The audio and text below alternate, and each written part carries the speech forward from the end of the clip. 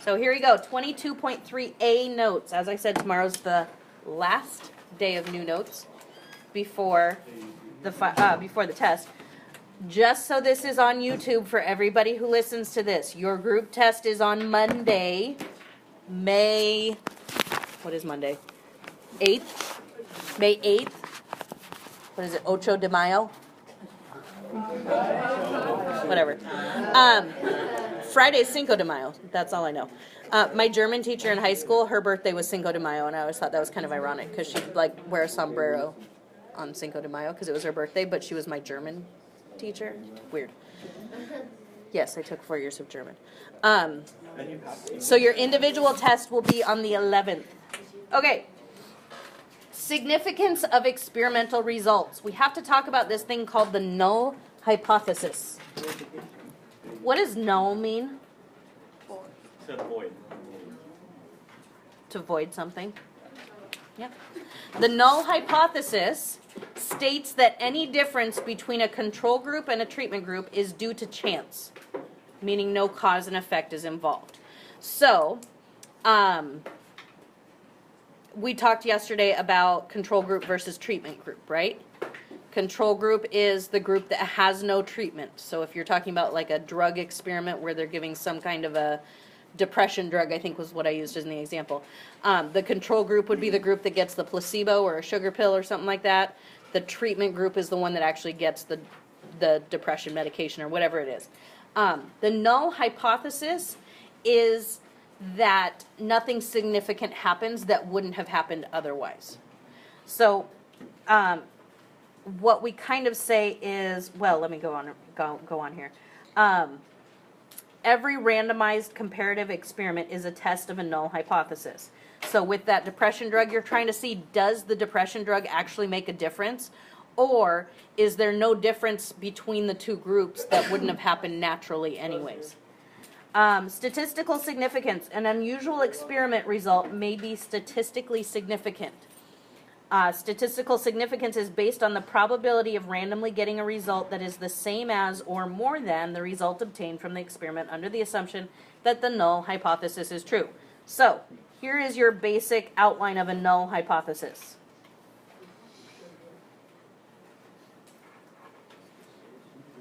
The null hypothesis basically says that whatever the treatment was has no effect on whatever your characteristic of interest is. So treatment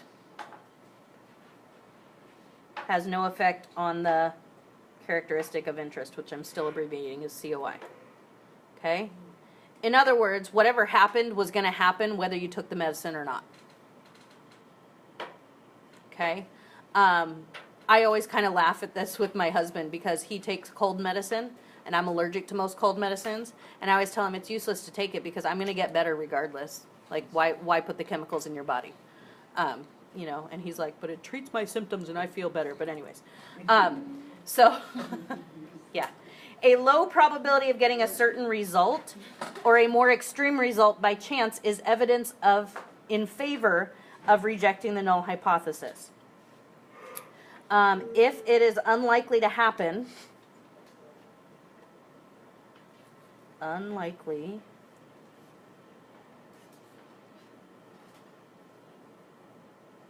to happen without the treatment,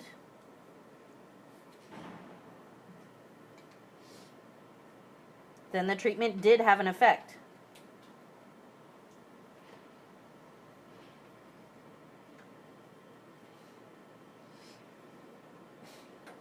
I think that should be EFF-ECT. Wrong use of the word effect. Statistically significant results don't prove that the treatment had an effect because it may still have happened by a rare chance, and the null hypothesis might still be true. But if the results are significant, we assume that the alternative hypothesis is that the result is an effect of the treatment. So, if 99% of smokers get cancer,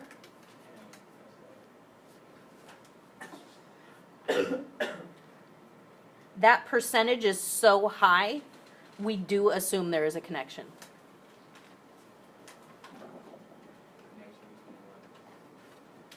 smoking and cancer?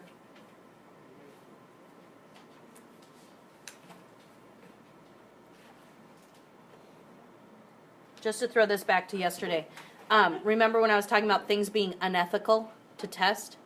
It's unethical to have a group that you are forcing to smoke just to test if it leads to cancer. Right? That's unethical to do. It's fine if people are choosing to smoke and they are willing to participate, but it's unethical to separate in two groups and say, all right, you guys all have to smoke a pack a day or 2 packs a day or whatever because we want to see if you get cancer. Like, that's kind of an unethical thing to ask someone to do. Yeah. Okay. If 12 plants were fertilized weekly and 12 were not fertilized, so just looking at that first sentence, that's actually not a sentence. An English teacher would go nuts here. If 12 plants were fertilized, we're not talking about fertilizing plants, and 12 were not fertilized, what's my control group? The 12 that are not fertilized. The treatment group would be the 12 that are fertilized. What would the treatment be? Fertilizing, right? Okay. After a month, the height of each plant was measured. What would be the null hypothesis? That fertilizing, well, let me step back. The null hypothesis wouldn't really be that the fertilizing has no effect on the coefficient of the characteristic of interest. That would be the conclusion of the null hypothesis. Our null hypothesis that we would say is the plants would all be the same height.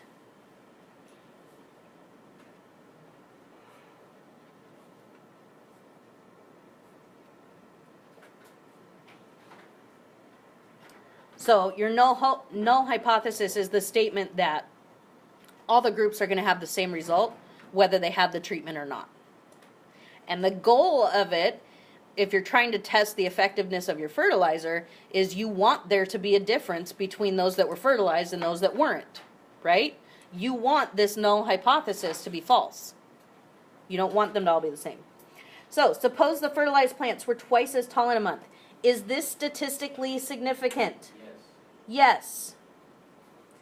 Because there is a dramatic difference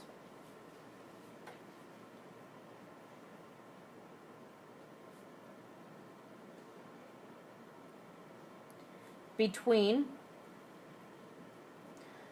the control group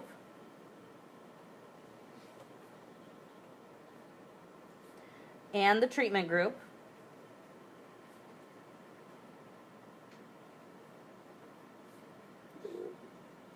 Treatment group. Now, one thing that's interesting about this is there's a huge lurking variable that's not mentioned here. Remember when I talked about lurking variables? 12 plants are fertilized and 12 are not fertilized. Ideally, they all should start out the same height. Because if you had some that started out taller and some that didn't, that's a lurking variable that could affect how you're measuring your results, right? So anyways, you want to make sure that they would all stay the same height. Let's see, questions about that? No? I'm used to talking to myself while I'm doing these, so. Yes? Can you repeat what you just said? Okay, so if you are saying that the plants are twice as tall in the month, that's fantastic. However, if you don't know that, if both group A and group B didn't start off at the same, let's say group A was down here, they were this tall. If they grew to twice as tall, you're looking at an end result of them being the same height, and it might not look significant. So you would want them to be starting off with the same chances of growing, if you will, in order to make sure that your results actually you can attribute to that. All right, a company that offers prep courses for college entrance exam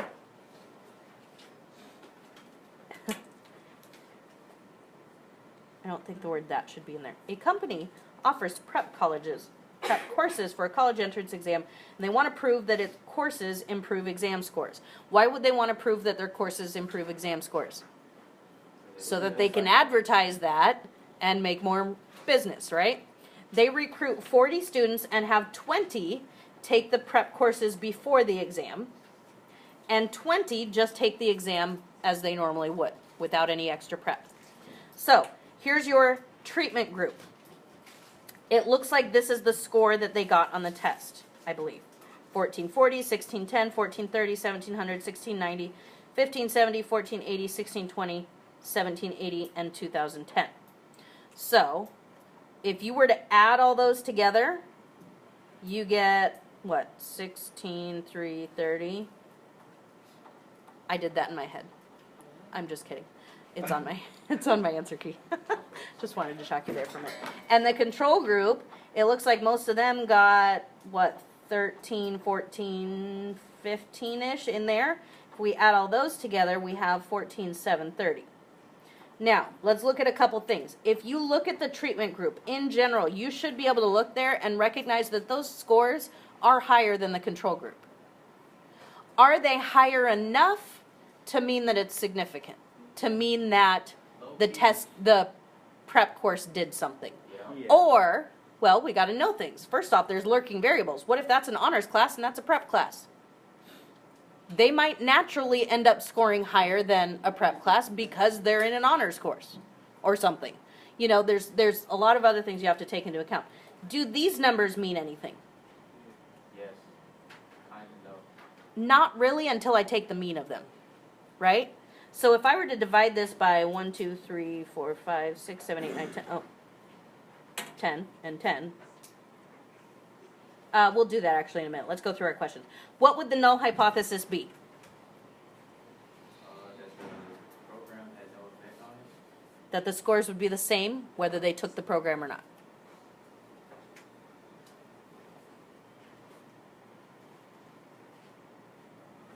By the way, if the bell happens to ring before I get through this, your homework is right here. Yes, several of the problems you're only doing parts A and B on. Tomorrow you're going to be doing parts C and D on them. All right, what is the hypothesis that the test prep company wants to prove? What do they want to prove? By taking their scores to get a better score. Yep.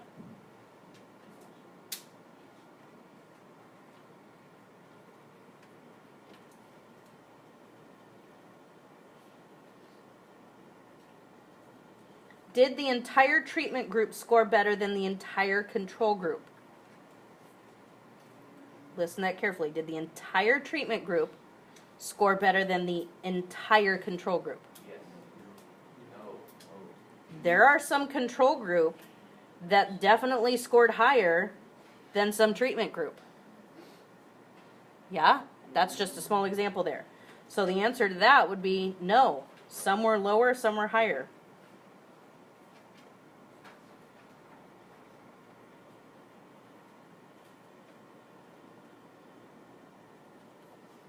What was the mean score for the treatment group? This is where we got to add it all up. So I think I did the adding for you. So I'm going to take 16,330, divide it by 10. 1633 is the average score there. That's the treatment group, 1633. 14,730 divided by 10 people in that group is 1473. So those are the mean scores for those two groups. What was the difference in means? So 1633 minus 1473. What is that?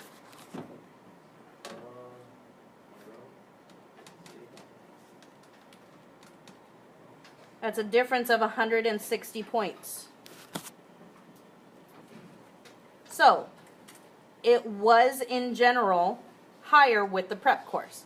What if this one was higher, the mean score in the control group was higher than the mean score in the treatment group?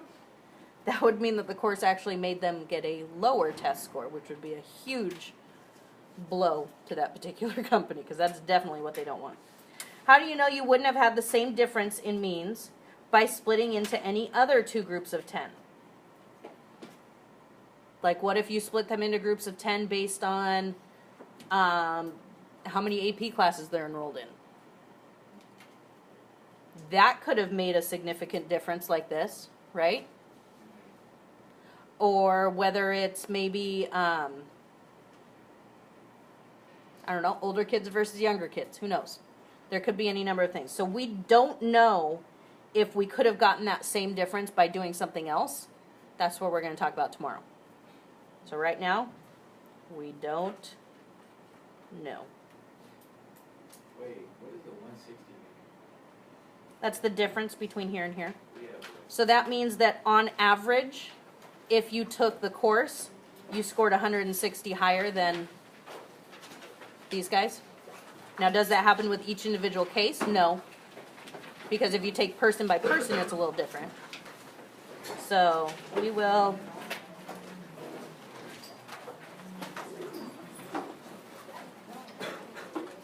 All right. Homework is listed there.